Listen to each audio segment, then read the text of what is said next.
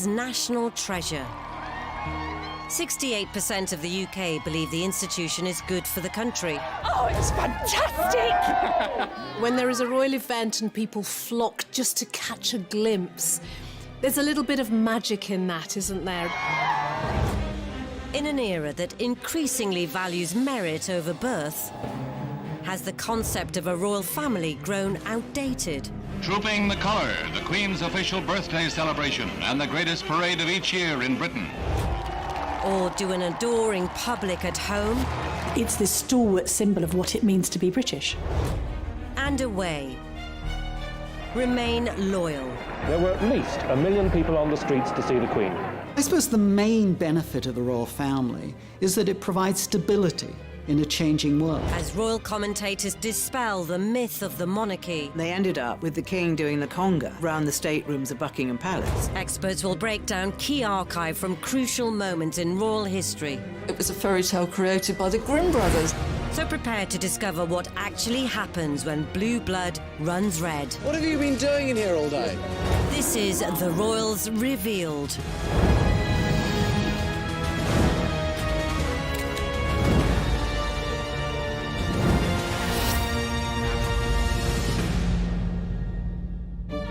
In this episode, we reveal the money the royal family receive is on the up. At the time, an MP famously described it as a golden ratchet. The money would always go up, but never down. The royals carry out 3,500 engagements a year. It seems like people are getting a good bang for their buck. But in an uncertain financial climate, This is a huge amount of money draining away from the public purse. with all the private planes, trains, and pimped-up automobiles, Well, the Queen is the most travelled monarch in all history. Princess Elizabeth and Prince Philip board a plane for the 30,000-mile tour around the world. not to mention the pomp. The royals are like celebrities. When they wear a certain brand of something and we like it, we all want to wear that too, or have a bit of that too, that royal sparkle. Palaces, How did she get those particular properties which are allegedly privately owned? She got them because Queen Victoria and Prince Albert went to Parliament cap in hand. Parliament increased the amount of money they gave to the Queen. What she did was use that extra money to buy Sandringham and Balmoral, which therefore ought to belong to the state. and pageantry that comes with the territory.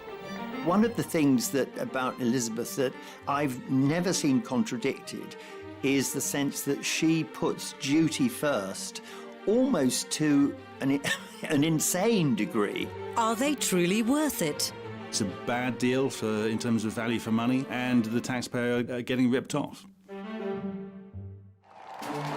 Today, Forbes estimate the wealth of the royal family to be £70 billion.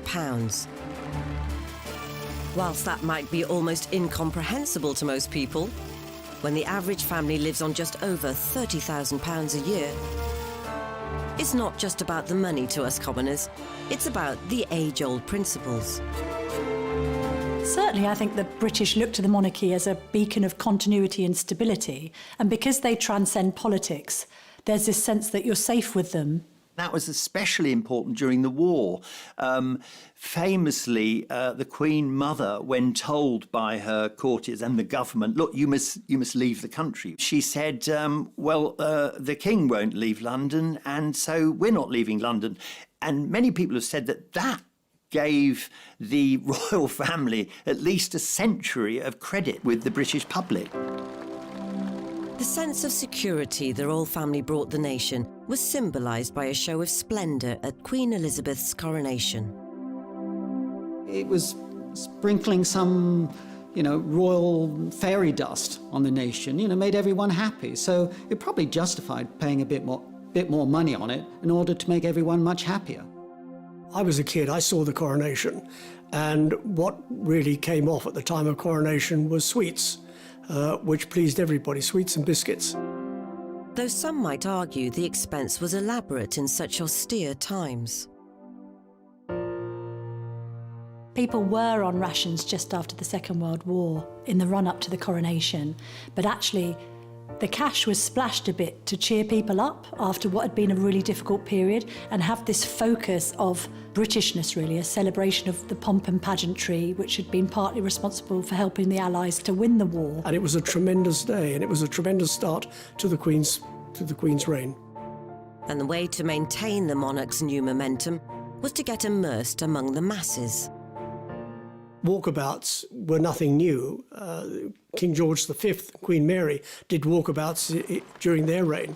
But for the Queen, it was a novel idea. It was something new. It was something that it brought her closer to the people. It brought the people closer to her. Throughout her life as the figurehead of the royal brand, the Queen has notched up over 20,000 engagements during her reign, providing morale boosts to workforces and the public at large. On a visit to Scotland, Queen Elizabeth and Prince Philip visit the ancient kingdom of Fife, coal rich for over 7 centuries. And to the delight of Scot miners, descend Roth's Pit, newest of the Fife collieries. It's the first time the Queen has ever gone down into a mine. A novel and entertaining experience for all concerned. Elizabeth's white coveralls remain almost spotless, testimony to the modernity of the Roth's mine.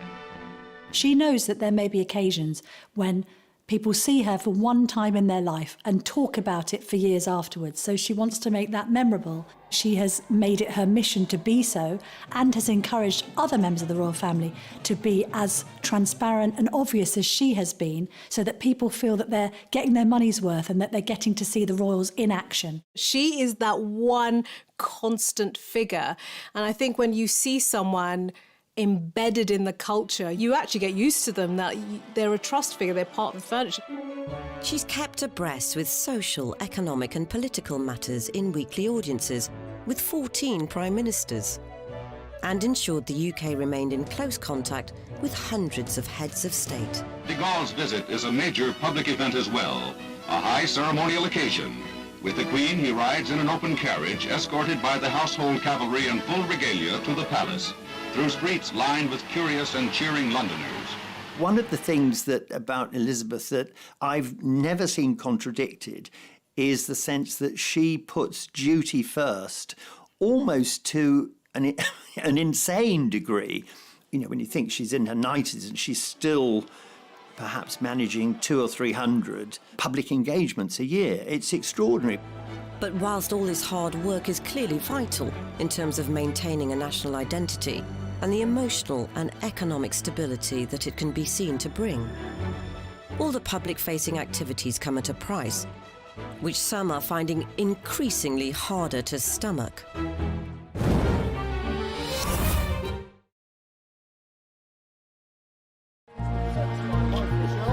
The question of whether the royals are worth it is certainly nothing new, and so throughout her lengthy reign, the Queen has ensured her family are always seen to do their bit for society. And supporting the community has always been top of the agenda. It was to aid the fund for building a vestry at Crathy Church near Balmoral that members of the royal family and their household helped at a sale of work at Abergeldy Castle. The Queen herself acted as a seller. What a terrific thrill for the customers. Princess Margaret was in charge of another section of the stall, and the Duke of Edinburgh, who proved a very brisk salesman, had a joke for every buyer. I think few would be able to resist the opportunity to see the Queen if she was visiting locally. Yes, there are Republicans that aren't interested in the monarchy at all, although few of them find fault with the Queen as an individual, because she famously hasn't really ever put a foot wrong. But there's a sense that everyone wants to be able to say, I saw the Queen once, and she said this, or she did that. People want to capture that moment. But in order to carry out these duties, the Queen has been entitled to an annual chunk of cash, which has been on the rise for over 250 years. In 1760, the government came to an arrangement with George III whereby the royal lands were handed over to the public, and in return for that, the king at the time was granted money each year to meet his expenses, called the civil list. That existed until really just a few years ago, 2012, when it was replaced by something called the sovereign grant. At the time, an MP famously described it as a golden ratchet. The money would always go up, but never down. And so it's proved. The civil list, for example, in 2011 was £7.9 million a year. By 2018, 7 years later, it was £82.3 million, the sovereign grant. This was at a time of austerity when everybody else was tightening their belts. It's an incredible sum, but what does that equate to for the public?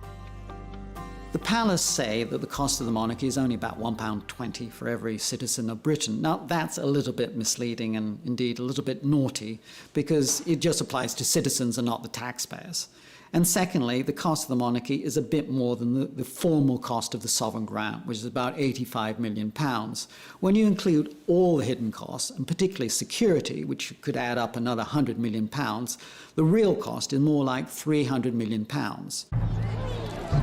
So as we present our quickly passed on flowers, flap our Union Jacks, and burst out all the other paraphernalia, there's lots of costs churning away in the background, which the sovereign grant covers. It includes not only salaries for around about 300 people, private secretaries, craftspeople, groomsmen in the Royal Mews, to run hospitality. There are garden parties, there are receptions. There are a whole host of things. There are getting the Queen around about the country to do her job. So it's money well spent. However, there's another sizable expense on the balance sheet. So originally the sovereign grant was in the region of £40 million a year. It's more than doubled because they've included the cost of refurbishing Buckingham Palace, which the royal household allowed to fall into rack and ruin over the last 60 years. That will continue to go up. It's likely to hit £100 million over the next few years. But those aren't the only renovations which have caused a Republican backlash. After the fire at Windsor, the government suggested the public should pay for Windsor Castle to be rebuilt and refurbished. And there was an outcry, and in the end, the money had to come from the Queen via entrance fees to Buckingham Palace. But when it came to refurbishing Buckingham Palace, £359 million, the taxpayer pays all of that. So about 10-15% of the grant really is earmarked to going for that refurbishment. At that percentage, it will be around a decade before all the work is done. So in the coming years, the Queen must delegate both cash and royal responsibilities carefully among the rest of the family. I'm not sure whether the public has a complete appreciation for the fact that the royals carry out 3,500 engagements a year, answer 1,000 letters, have dozens of audiences with leading figures from around the world. It seems like people are getting a good bang for their buck. Technically, the hardest working royal is Prince Charles, because when the engagements are all clocked up at the end of the year, he pretty much always appears to have carried out the most. The man is a workaholic. He believes in what he's doing. He works incredibly hard. But is Charles's coverage of the country as widespread as the quantity suggests? The public, for example, has mapped all the visits that Prince Charles did in one year, and they're all very much focused or clustered around London, around Highgrove in Gloucestershire, and around Balmoral in Scotland. So he doesn't go very far to do these things. It's very much about making sure that he remains in the limelight and that they project some sense of purpose. Charles could be criticised for doing too much. You know, he has been criticised for having too many fingers in too many pies. So the real issue is not just the quantity of engagements, but the quality of the work.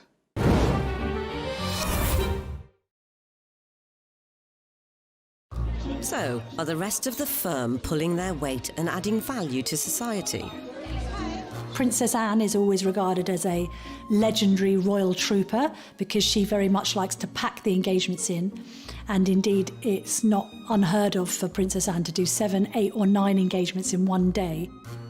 An impressive stat, yes. But is it perhaps overexposure? People like Princess Anne do diligently go about their business, add value to the charities they support, do so in a conscientious and low-key way. The fact of the matter is, however, that the majority of functions are carried out by those who are quite elderly in the royal family. We don't see the same numbers for the junior royals, including Prince William, who carries out barely 200 functions a year. And there will always be debate as to how large a team the Queen can justify. There are currently 16 members of the royal family who are considered working royals, like Princess Alexandra. Who is Princess Alice, for example? Has anyone heard of her? You know, what does Princess Michael of Kent do these days? You know, why do we need these people? In the past, those titles would have meant something even if you didn't recognise them. I think these days, not recognising them would cause most people to think, well, why are we still paying for them? This isn't just a Republican viewpoint. After the Queen goes, Charles says he wants to slim down the royal family, which is him and Camilla, Kate and William, and their children with the rest of the royals off the payroll. But for those that still live off the sovereign grant and the general financial security that brings, just to recap, 86 million quid at the last count. They're expected to promote the royal brand with dignity, and usually that will involve a stint in the armed forces. The military is a safe option for the royal family. There's no commercial prerogatives. You're kept out of the way. It's always been difficult for members of the royal family to go into business, to go into trade, because people always accuse you of cashing in on your name. But when Prince Edward ditched the Marines for work experience with Andrew Lloyd Webber, it was the start of an uneasy journey into an untried industry for the royal family. It's the lowest rung on the learning process of working in theatre, and he will have no status whatsoever. We will not be using him in any PR capacity, purely as an employee to learn the business. Edward's working ambitions were truly uncharted territory. And what he then seemed to think that he could do was to bring the stage to the royal family and put them on the stage. And clearly, as far as he was concerned, let's get rid of all the old cobwebs, let's show how wonderfully entertaining we all are. His plan was to do a charity remake of a knockabout assault course TV classic. The Duchess of York was first off the coach, bringing the royal family and their teams to Alton Towers. Prince Edward was already there to meet them, well into the spirit of the day, sporting a silly T-shirt. Royal Knockout was an unmitigated disaster. It was one of those things that, like, maybe on paper or in theory seemed like a good idea, and then as soon as it was on the screen, it quickly became apparent what a bad idea it was. The broadcast footage is now under embargo, yet body language expert Judy James recalls the impact it had on viewers. It was dreadful for the public because the public wanted to see more of the royal family, and I remember when that was advertised, great, let's see them being funny and everything like that. But when you get what you ask for and it's awful, you know straight away, actually, no, I'd rather have them with their hands behind their back and not speaking too much. Edward's press conference afterwards did little to add merit to the venture. First of all, I have to apologise if I go to sleep at the middle of this. Media were not allowed to watch proceedings live. We had to watch it on television. And it was a cold day, it was in a tent, there were no refreshments. And Edward came in at the end of it and sat at a table, sort of slightly raised, and looked at the assembled crowd of media and said, well, what do you think of it? And I know the captains have enjoyed themselves. I only hope that you've enjoyed yourselves. Have you? You could have heard a pin drop. Well, thanks for sounding so bloody enthusiastic.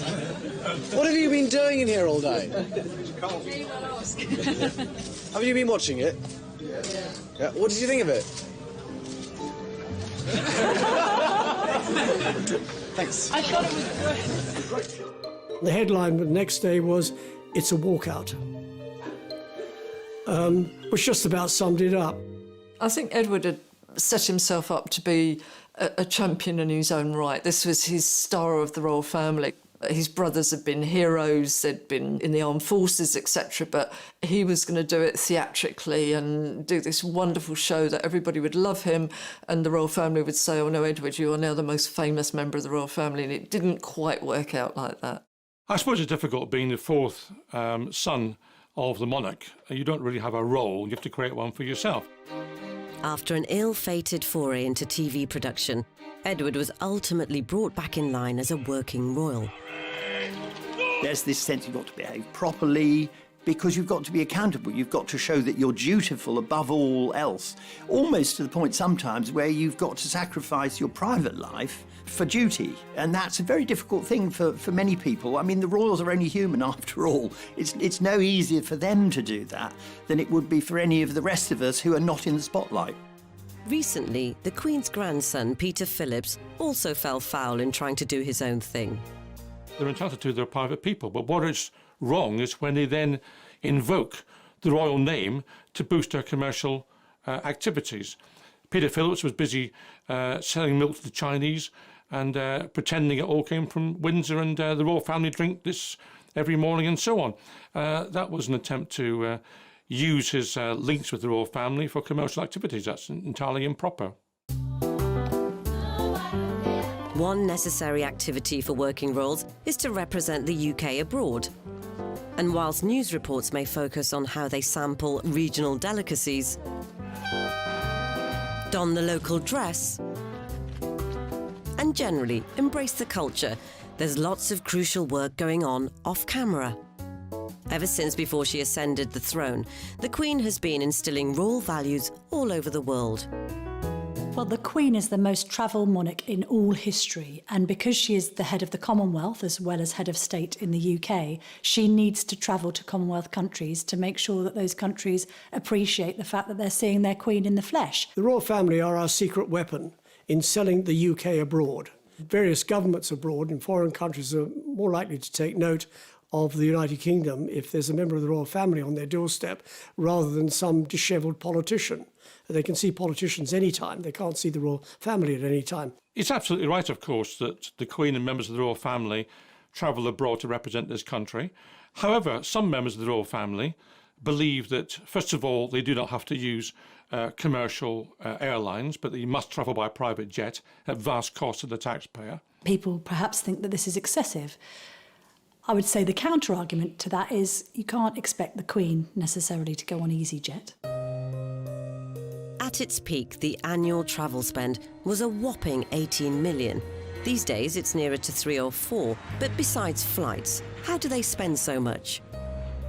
They always take large teams with them, including hairdressers, including dressers and valets, and of course their whole press team. So this rapidly becomes a very expensive venture compared, for example, to an ambassador or politician who would cost a fraction of that because they simply wouldn't get away with taking that kind of team with them. And let's not even get started on the outfits. I mean, the royals don't do capsule wardrobes. The Canada leg of this tour, 6,000 kilometres, approximately 50 separate events, and of course 40 outfits.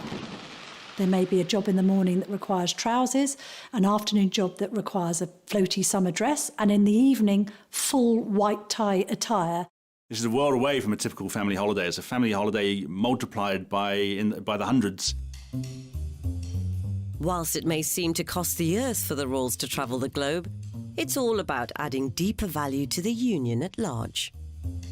Absolutely, it's a way of maintaining shared history. Also, it gives a morale boost to countries to see royalty there. It also serves to keep ideas of republicanism at bay. Australia's flirted with the idea of republicanism, Canada's flirted with the idea of it, and it's no surprise perhaps that both of those countries have recently been visited by high-profile royals, including the Duke and Duchess of Cambridge and their children. They made it real. They brought the monarchy to the people. With such strong international relations to withhold, it's been integral for the Queen to ensure her representatives maintain her good name. But financial controversies in the recent past have seen the notion of royal entitlements come under fire.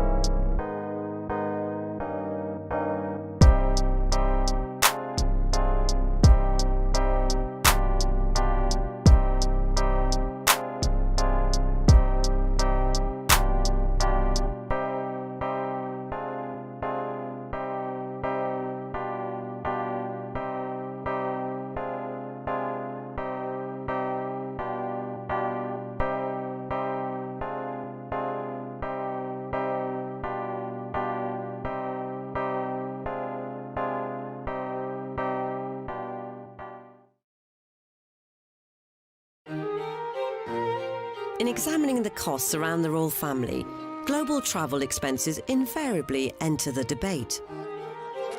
The prince doesn't pay for his trips to exotic places, but then he couldn't afford to.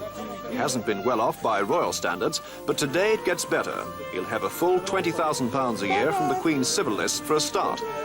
And one man who became central to that was Prince Andrew. The Duke of York was nicknamed Air Miles Andy for his propensity to rack up private jet travel on jobs that some people suggested might not have been particularly useful to Britain. I asked a parliamentary question after one particularly excessive year of travel by Prince Andrew as to what particular trade deals he had managed to put together in his role as trade envoy. The government couldn't name one.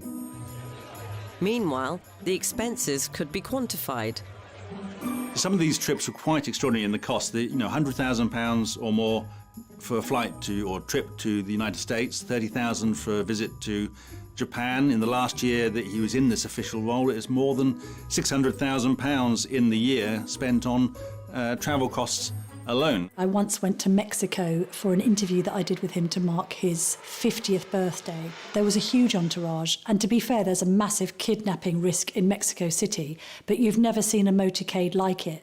And I did get the impression that Prince Andrew quite enjoyed the notion of being centre of attention and almost seeming presidential. Most famously, he demanded that his valet bring with him a 6-foot ironing board. So you got the ludicrous situation of some royal lackey having to carry it out of the plane into the waiting Land Rover or whatever.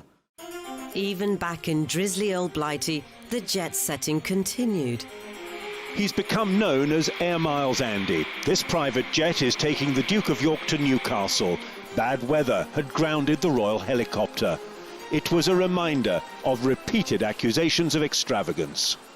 Did you have to go by private jet to Newcastle? Yeah, because there was no other way of getting there and back, bearing in mind from what I was doing before and what I was doing afterwards. Well, there was this sense as well that Prince Andrew kept on taking helicopters to go short distances and private jets when surely a commuter train, God forbid, would have sufficed. This idea of him being quite grandiose and dismissing the notion of taking scheduled flights because he was very important as the Queen's son sort of cast a cloud over everything that he was doing. Eyebrows were also raised in the manner of which he conducted his leisure time.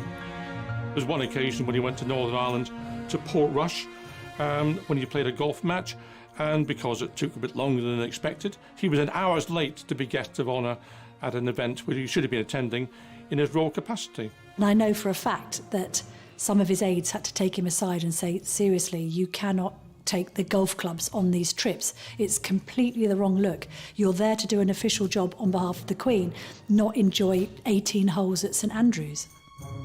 Ultimately, with mounting criticism, Andrew retired from his roving role in 2011. A reported £57 million bank balance makes him the third richest royal. But the cost to his reputation, after a much-published acquaintance with one business associate, may well be harder to quantify. So understandably, Andrew has been told to step back from royal duties, to have essentially zero public presence because of the continuing allegations that hang over his head in relation to his relationship with Epstein. Even though Andrew denies any wrongdoing, he wouldn't be the only team member in the top tier to be relegated to the reserves in the last year, as Prince Harry faced his own financial backlash when he and Meghan set about renovating Frogmore Cottage. The bill seemed quite hefty for the size of property that it was, 2.4 million. I think comparatively, when the Cambridges renovated their apartment at Kensington Palace, which is a 20-bed palatial mansion, it cost just over 4. So people started scratching their heads, looking at the arithmetic and thinking, goodness me, Harry and Meghan haven't scrimped here. Then, of course, they then abandoned their roles that they had taken on and decided not to use the cottage full-time, but still expected the taxpayer to fund it. What most people don't like about the royal family is when they want it both ways. This happened with the departure of Prince Harry and Meghan. Initially, what Harry wanted was to have a hybrid royal, to be half in, half out, i.e. to receive some money from the sovereign grant, at the same time be able to earn a living independently. Now, the two things really don't go together. I think that most people in this country, your ordinary hard-working families up and down the UK, would think that having £30 million in the bank makes you financially independent. So the whole thing was a farce. As the Duke and Duchess did away with their HRH titles, which they'd only had for barely 18 months, they ended a temporary residence in the Commonwealth country of Canada and moved to LA, where they're currently hauled up in a palatial Beverly Hills pad, market value roughly £18 million. So what of Harry and Meghan's earning potential stateside?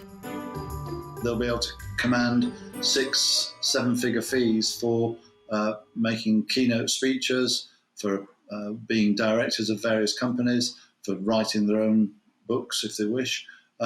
So I wouldn't worry about Meghan and Harry making a few bob. In fact, they've just signed a multi-year deal with streaming channel Netflix for reportedly £112 million. But even these eye-watering sums is small change compared to the biggest royal earners, as the Queen and Prince Charles control most of the family fortune. The Duchy of Lancaster is the Queen's ancestral estate. It's really a portfolio of land, mainly in Lancashire and Yorkshire. But the thing is, in recent years, the profits from that land have really gone up enormously. In 1760, when most of the Crown lands were handed over to the government in return for the civil list being created for George III, the Duchy of Lancaster was somehow overlooked. It was only worth £16 a year in those days. Now it's worth £533 million a year and produces an income stream for the Queen for her private use. Yet only 2 royal properties are personally owned by the Queen. First, the sprawling £115 million Scottish getaway, Balmoral. The Queen famously spends about 2 months of the year up in Balmoral, and other members of the family like to go to their country estates. So it's a very difficult thing to keep a balancing act between, on the one hand, connecting with the mass of the population, which is their role, and at the same time having a degree of privacy, which keeps them sane. Second, Sandringham, a relative steal at around £50 million. How did she get those particular properties, which are allegedly privately owned? She got them because Queen Victoria and Prince Albert, back in the 19th century, went to Parliament, cap in hand, said they hadn't enough money to make ends meet to meet their official expenses. Parliament increased the amount of money they gave to the Queen. She didn't need it at all. What she did was use that extra money to buy Sandringham and Balmoral, which therefore ought to belong to the state. The Queen's personal fortune is an estimated £350 million, which may even be exceeded by Prince Charles's own bulging piggy bank, thanks to his estate, the Duchy of Cornwall. The land that it owns is larger than many of Britain's largest cities combined, although it's spread across more than 20 counties across southern England. And it earns in excess of £20 million a year for Prince Charles. And there's no rule that says we have to allow Prince Charles to take that money. It is something which we have permitted over the last 200 years. The management of these trust funds has constantly raised questions as to how the Queen and Prince Charles invest their money. In my time in Parliament, I asked a number of parliamentary questions about the operation of the Duchy of Lancaster, the Duchy of Cornwall and other such matters. It's very difficult to probe these matters because the duchies, particularly the Duchy of Cornwall actually, are quite secretive and have no wish to expose what they are doing. Sometimes, of course, the truth comes out. Never more so than with the Paradise Papers scandal in 2017. So the Paradise Papers were a large collection of documents leaked to the press, which revealed the tax arrangements and investments, particularly investments in tax havens, of lots of well-known and important people, including Prince Charles and the Queen. Financial documents from a law firm in Bermuda reveal the Queen's advisors decided to invest some of her wealth offshore. Some feel Her Majesty may owe her subjects an apology. It came as a surprise to learn that she had £10 million of her duchy money invested in the Cayman Islands and in Bermuda. Now, the problem with that is that everyone presumed that all her investments were in the UK and in blue chip companies. It looked as though she was, operating like a city fund manager. One of the Queen's investments had been in a chain accused of irresponsible lending.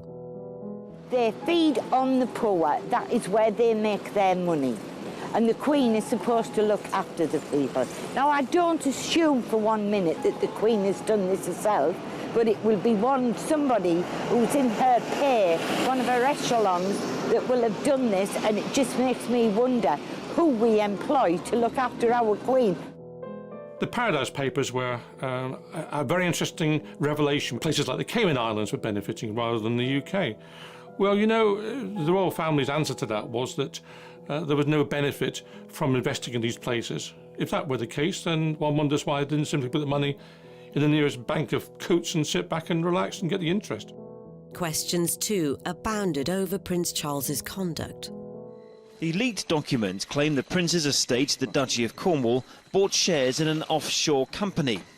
The company wanted to offset carbon from rainforests, but international agreements prevented it. The Prince agreed and campaigned to change it. Was that a conflict of interest? Charles could have just said in one of his speeches, listen, I've been banging on about this issue for 20 or 30 years. I feel so strongly about it that I actually put my money where my mouth is, and I've invested in a green company. But he didn't say this, and it all emerged through a splash on the front page of The Guardian and exposed today by Panorama. Even though Charles reportedly has no direct involvement in the Duchy of Cornwall's investments, the vast sums of money behind the monarchy remain a divisive issue.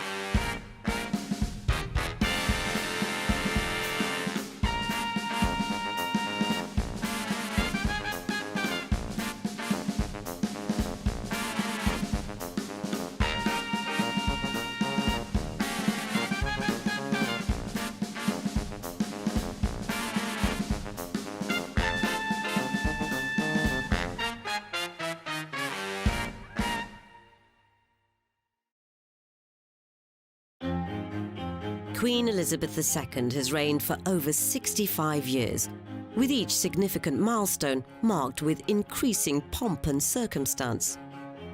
Even the Silver Jubilee in 1977 was a show of wealth beyond comprehension. Monarchists would argue lavish occasions like this are more than recompensed by the Crown Estate. The Crown Estate is valued at around £14 billion, making a profit of around £340 million a year, which goes to the government. It's yet another collection of land and property, including the Queen's preferred schmoozing hub, Windsor Castle. The welcoming head of state was Queen Elizabeth II, as she, President Reagan, Mrs. Reagan, and Prince Philip looked on from the reviewing platform. The Grenadier Guards helped establish once again that no one is better at pomp and ceremony than the British. But there's also other more surprising portfolio particulars, such as Ascot Racecourse and the entirety of Regent Street. And it's not just inland income being generated. The Crown Estate owns all of the seabed, or most of the seabed around the UK, out to as far as 12 nautical miles. So that's an enormous amount of undersea real estate. The wind power has become the money spinner, quite literally, for the Crown Estate. Well, it's interesting that both Prince Philip and Prince Charles have decried wind turbines and said how dreadful they are. You know, all those wind turbines are just churning out cash. But is this contribution to the Treasury rightfully the royal family's to make? There's a popular misconception about the Crown Estate. Because of the word crown, most people think it's owned by the Queen, but it isn't. It is public property. All the rental income from the land, all of that goes into the public purse. It's not private, it's ours. The income of the Crown Estate would still come in if we didn't pay for the monarchy. But if people are making that connection, then it is a net loss to the taxpayer. One constantly cited benefit of the royal family to the UK is the boost to tourism. The latest figures suggest that the royal family boosts British tourism by £500 million a year. 2.7 million people visit Buckingham Palace and Windsor Castle on their own, without any encouragement whatsoever. So of course the family is certainly a draw for tourists. The UK's heritage tourism industry is huge and very popular, and people go to those houses, those castles, those grand estates because they're interested in the history, not because of the royal family. We only have to look to Tower of London, which the royals haven't been connected with for centuries. It is number 9 in the list of the top tourist attractions in the UK. Buckingham Palace is number 68, whereas Windsor Castle is 18. So, you know, these attractions are not the big draw that people think they are, and people will still go there. And I imagine in much larger numbers, they would go to Buckingham Palace if it was not being lived in, if you could walk through the front gates, through the courtyard, through the gardens, and through all of the rooms. The third way many believe the royals add value is via the royal brand itself, which covers all those essential milestones the public wants to be part of. Prince William, David Cambridge and the Duchess there, all making their way out like so many families do. I think after George was born, 100-odd million was spent on people buying related trinkets. Equally, we have jubilees and people want to have street parties. They want to go out and celebrate, so they spend more money on booze, more money on food, more money on coronation chicken. And all through their lives, we may copy what the royals wear or partake of items bearing royal patronage. The royals are like celebrities. When they wear a certain brand of something and we like it, we all want to wear that too, or have a bit of that too, that royal sparkle. It's estimated through informal endorsements, royal warrants and other media coverage, the royal family added an extra £887 million to the economy.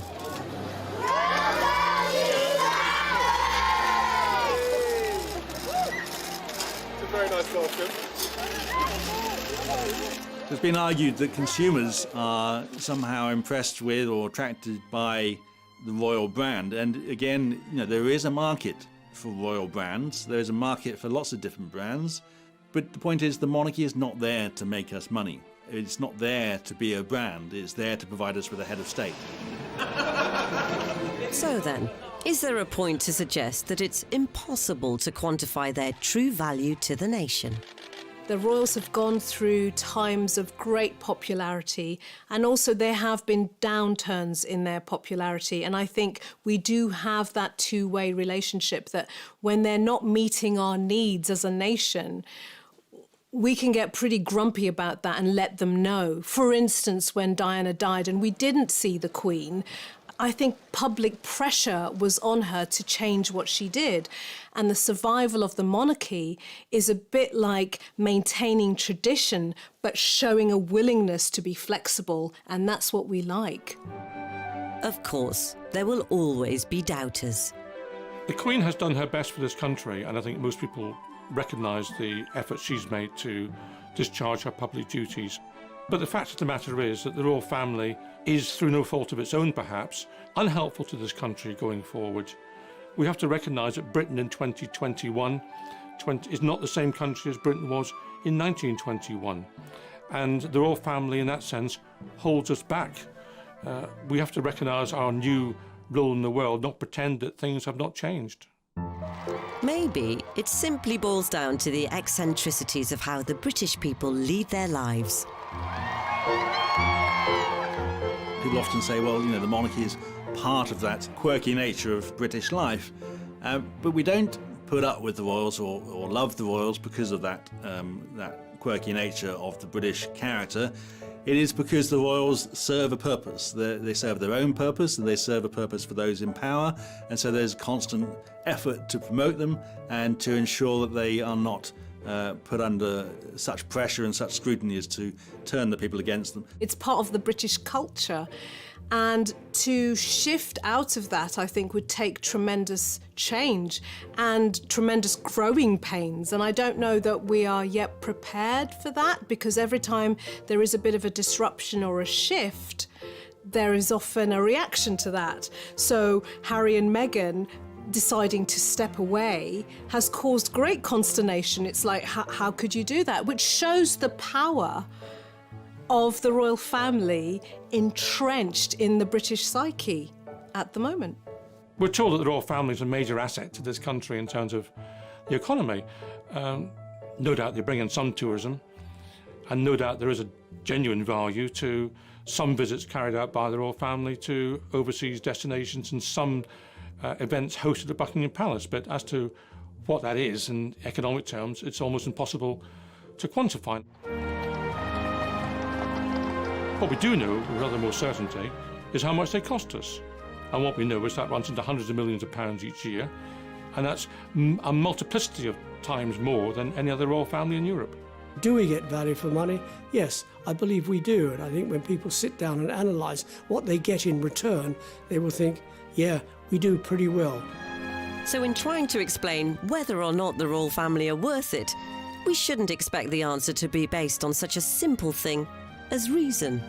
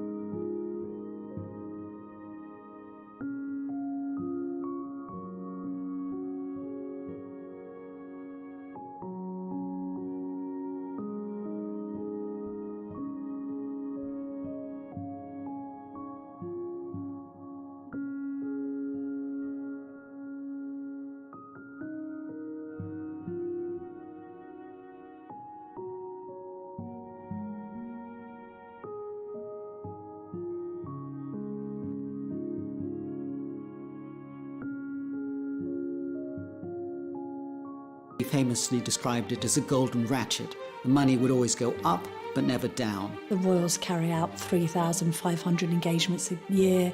It seems like people are getting a good bang for their buck. But in an uncertain financial climate, this is a huge amount of money draining away from the public purse. With all the private planes, trains, and pimped-up automobiles. Well, the Queen is the most travelled monarch in all history. Princess Elizabeth and Prince Philip board a plane for the 30,000-mile tour around the world. Not to mention the pomp. The royals are like celebrities. When they wear a certain brand of something and we like it, we all want to wear that too, or have a bit of that too, that royal sparkle. Palaces. How did she get those particular properties which are allegedly privately owned? She got them because Queen Victoria and Prince Albert went to Parliament cap in hand. Parliament increased the amount of money they gave to the Queen. What she did was use that extra money to buy Sandringham and Balmoral, which therefore ought to belong to the state. And pageantry that comes with the territory.